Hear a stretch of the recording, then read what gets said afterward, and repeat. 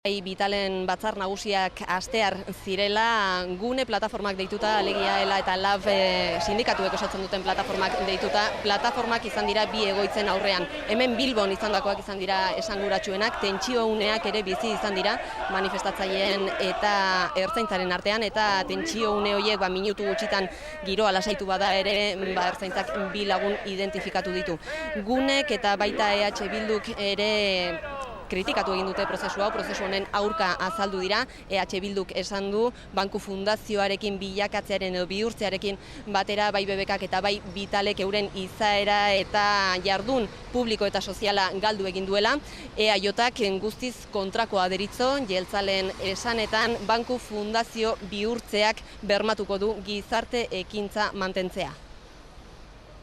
Langileek, bezeroek eta entidade fundadoreek egin izan behar dutena. Hau da, bizkaitar guztien interesak defendatzen. Zelan, gizarte ekintza, BBKako gizarte ekintza beti bezala mantenduz. Oso erabaki larria da, hor barruan aipatu dugunez, horrek suposatzen du kontrol publikoa eta soziala desagertzen dela eta dana geratzen dela 15 pertsonen eskuetan.